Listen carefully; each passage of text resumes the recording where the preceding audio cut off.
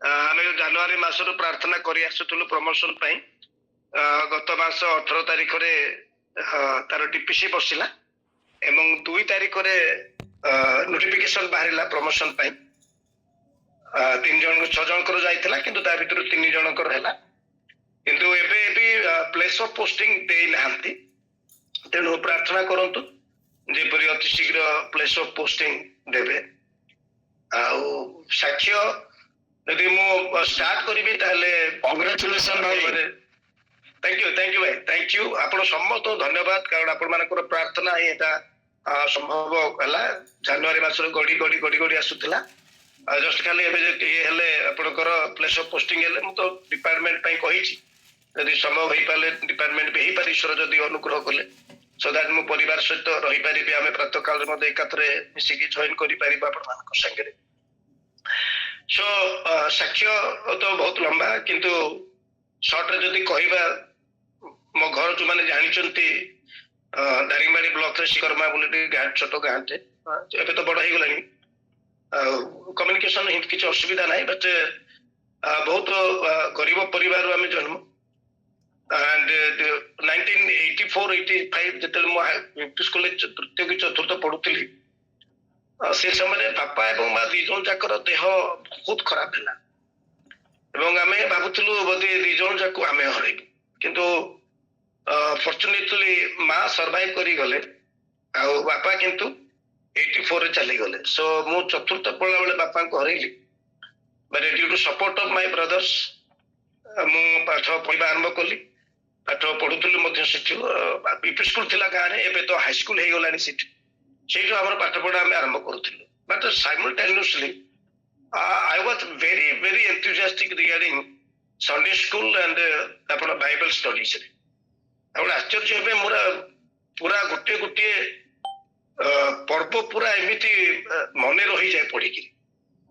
ମୁଁ ତା ଭିତରେ କେତେ ଥର ପୁରାତନ ବାଇବଲଟା ମୁଁ ଟିକେ ଲେଟରେ ପାଇଲି, ପଇସା ନାହିଁ କିଣିବା ପାଇଁ, କିନ୍ତୁ ନୂତନ ନିୟମଟାକୁ ଏତେ ଥର ପଢିଥିଲି ଯେ ଅଧିକାଂଶ ପର୍ବ ଗୁଡାକ ମୋର ପୁରା ପର୍ବ ପୁରା ମନେ ରହିଥାଏ।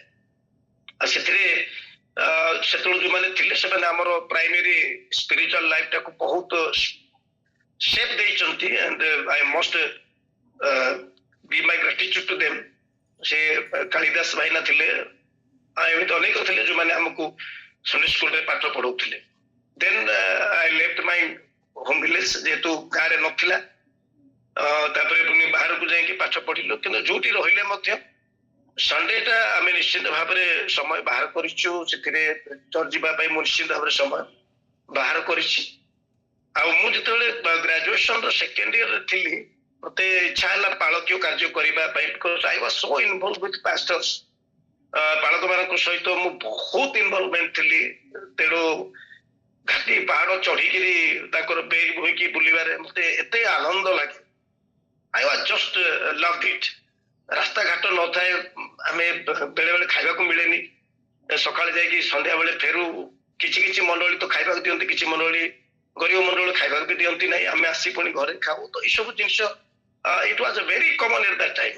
ଏମିତି ନାହିଁ ଯେ କିଛି ଗୋଟେ ଆଡମ୍ବର ହେଇଯିବ, ସେମିତି କିଛି ନାହିଁ। ଆଜି ତ ଖାଇବାକୁ ମନା କଲେ ବି ଜବରଦସ୍ତି ଦଉଛନ୍ତି, ସେତେବେଳେ ଖାଇବୁ ବୋଲି ମନେ କଲେ ବି ଅନେକ ସମୟରେ ଖାଇବାକୁ ମିଳେ ନାହିଁ। ତ ଆମେ ପରିବାରରେ ମଧ୍ୟ କଷ୍ଟରେ ଚଳିଛୁ, ଗୋଟେ ଓଳି ଖାଇ ଗୋଟେ ଓଳି ନ ଖାଇଲେ କଣ କଷ୍ଟ, ସେଟା ଆମେ ଆକ୍ଚୁଆଲି ଦାରିଦ୍ର୍ୟତା ଆମେ ବହିରେ ପଢିନୁ, ଆମେ ଜୀବନରେ ପଢିଛୁ। So from that point we never left God। ପରମେଶ୍ୱରଙ୍କୁ ଆମେ କିନ୍ତୁ କେବେ ଛାଡିନା। ତ when I was in graduation, ମାନେ ମାଇଣ୍ଡରେ ଆସିଲା ଯେ I want to be pastor। ମୁଁ ପାଳକ ହେବା ପାଇଁ ବୋଲିକି ମୋର ପ୍ରବଳ ଇଚ୍ଛା ହେଲା। ଆମେ ଫୁଲବାଣୀ କଲେଜରେ ପଢୁଥିଲୁ, ସେ ପାଳକ ଏବେ ଅଛନ୍ତି କି ନାହିଁ ମୁଁ ଜାଣି ନାହିଁ। ଏ ବି ବର୍ଦ୍ଧନ ଏଇ ଗଜପତି ରହି ସିଏ ମୁଖ୍ୟ ପାଳକ ଥିଲେ, ନୋସନ ଘଣ୍ଟ ସିଏ ସହପାଳକ ଥିଲେ। I still remember, ବିକଜ ପାଳକ ମାନଙ୍କ ସହିତ ମୋର ଏତେ ଜଡ଼ିତ ଅଛି ମୁଁ ନାଁ ଗୁଡାକ ଭୁଲେ। ତ ମୁଁ ତାଙ୍କୁ ମୋର ଇଚ୍ଛା ଜାହିର କଲି ଯେ ମୁଁ ପାଳକ ହେବା ପାଇଁ ଇଚ୍ଛା କରୁଛି। ସେ କହିଲେ ନା କାହିଁ ପାଳକ ହେବା ପାଇଁ ଇଚ୍ଛା କଲେ? ନାଇଁ ପାଳକ ହେବା ପାଇଁ ଇଚ୍ଛା କରୁଛି। ତ ପାଳକ ଏମିତିକା ତମେ ଚାହିଁଲେ ହବନି, ପରମେଶ୍ୱର ଚାହିଁବା ଆବଶ୍ୟକ। ତ ଆମେ ସେଥିରେ ଶୁକ୍ରବାର ଦିନ ଆମେ ଉପବାସ ପ୍ରାର୍ଥନା କରୁଥିଲୁ।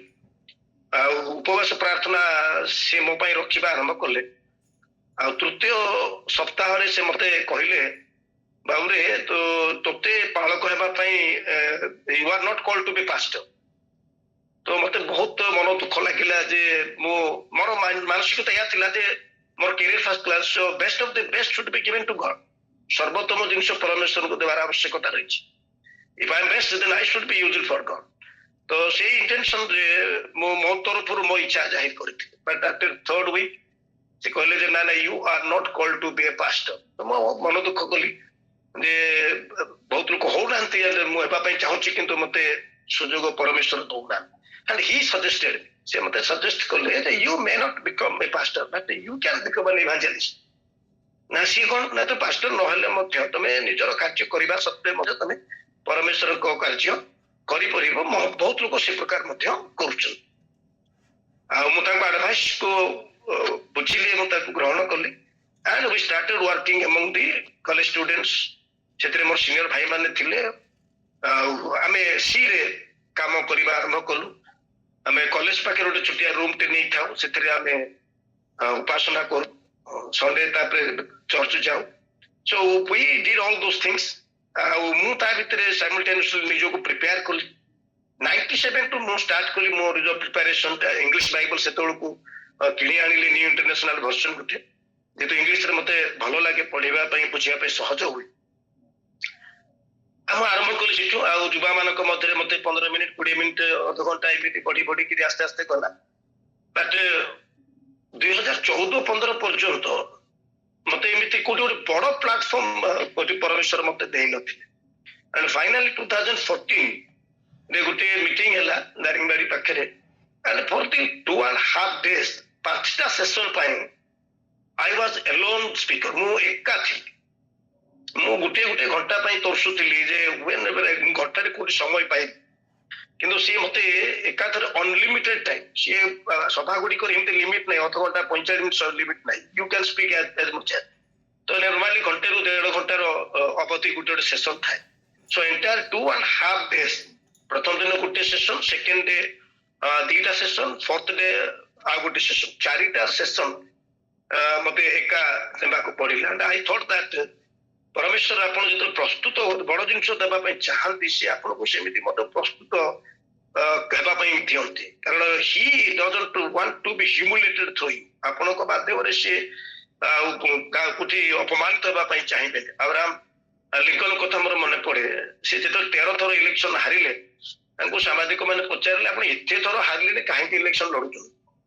ତ ସେ ଗୋଟେ ବଢିଆ ଲାଇନ ଟେ କହିଥିଲେ ଯେ I M getting prepared my self so that whenever I get one chance I can create history।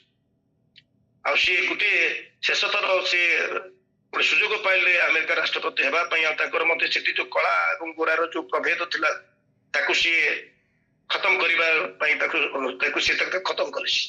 Like on that ମୁଁ whenever you are preparing for good things and bigger things it takes time। ପରମେଶ୍ୱର ମଧ୍ୟ ଆପଣଙ୍କୁ ଯାଞ୍ଚ କରିବେ ଯେ ଇଏ ପ୍ରକୃତରେ committed ଅଛି ନା ଖାଲି କିଛି ଦିନ ପାଇଁ ଗୋଟେ ହାୱାରେ ଆସିଛି।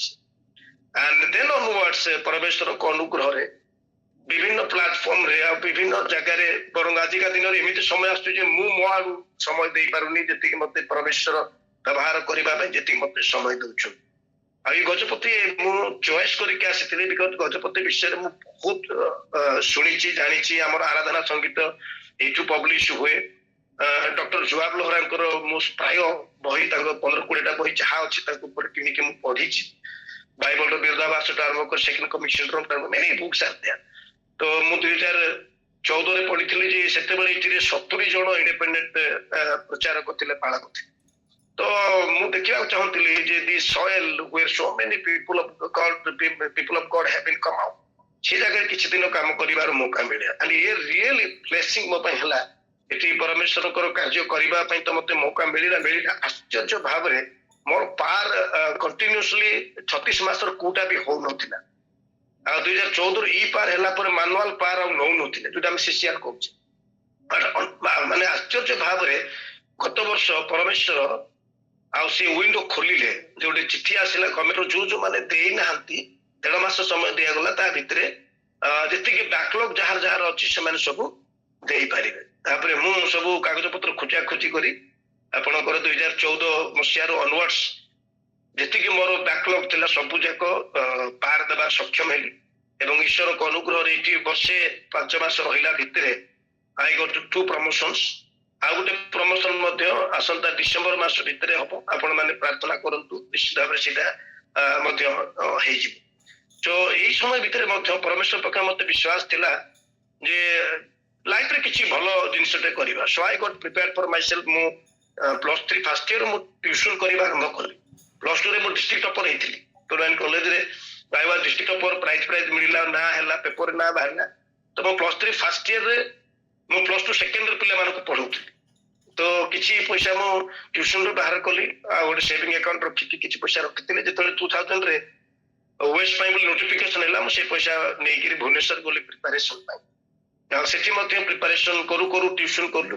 ତା ଭିତରେ ଲ କଲେଜରେ ଆଡମିସନ ନେଲି। କଟକ ଲ କଲେଜ ଅଛି ଆମର, ସେଥିରେ ଲ କରିବା ପାଇଁ। ତ କମ୍ପ୍ଲିଟେଡ ମାଇ ଲ ଇନ୍ 2004 ରେ। ବାଇ ଦ ଟାଇମ ମୁଁ 2005 ରେ ଏଇ ଜବ ଈଶ୍ୱରଙ୍କ ଅନୁଗ୍ରହରେ ଓଡ଼ିଶା ଆଡମିନିଷ୍ଟ୍ରେଟିଭ ସର୍ଭିସେସରେ ମୁଁ ଏଣ୍ଟ୍ରି କଲି। ସୋ ତା ବାଦେ ଯେତେବେଳେ ମୁଁ ଏଣ୍ଟ୍ରି କଲି, ମୁଁ ଅଧିକ ଏଥିପାଇଁ କାମ କରିବା ଆରମ୍ଭ କଲି ବିକଜ ଆପଣ ଆଉ ଗୋଟେ ଏକ୍ସାମ୍ପଲ ଦେଖିଥିବେ, ଆଉ ଗୋଟେ ପାରାବଲ ପାଇଥିବେ, ଦି ପାରାବଲ ଟୁ ଟ୍ୟାଲେଣ୍ଟସ। ଆପଣ ଯେତିକି ଅଧିକ ଦିଆଯାଇଥିବ, ଆପଣ ସେତିକି ଅଧିକ ଆକାଉଣ୍ଟେବଲ ଫିକ୍ସ କରାହବ।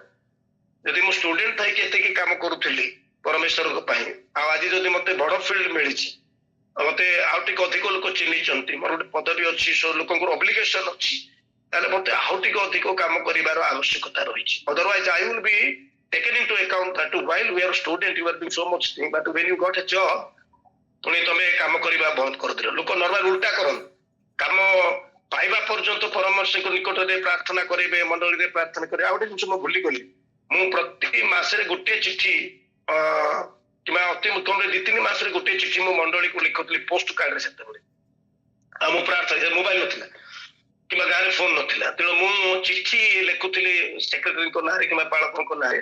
ଆଉ ସେ ଚିଠିକୁ ସେମାନେ ମୋ ପାଇଁ ଟେବୁଲରେ ରଖିକି ମୋ ପାଇଁ ସେମାନେ ପ୍ରାର୍ଥନା କରୁଥିଲେ। ମଣ୍ଡଳୀର ପ୍ରାର୍ଥନା ମୋର ସଫଳତାରେ ବହୁତ ତାଙ୍କର ଅବଦାନ ରହିଛି। So never ever take it granted that the prayer of the church is not powerful। ପିତରଙ୍କୁ କାରାଗାର ବାହାର କରିଦେଇଥିଲେ, ଆପଣଙ୍କ ଜୀବନରେ ବହୁତ ଜିନିଷ ସମ୍ଭବ କରିଦେଇ ପାରିବ ମଣ୍ଡଳୀଙ୍କ ପ୍ରାର୍ଥନା।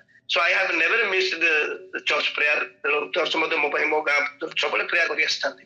ତେଣୁ ଏବେ ମୁଁ ଅଧିକ କାମ କରିବାର ଉଦ୍ଦେଶ୍ୟ ହେଲା, so greater responsibility, greater opportunity and greater responsibility.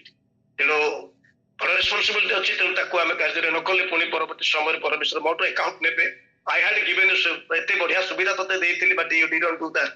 Show ମୁଁ ସେଇଥିରେ ନନ୍ ଆକାଉଣ୍ଟେବୁଲରେ ନ ଆସିବା ପାଇଁ ବୋଲିକିରି I am trying to it best.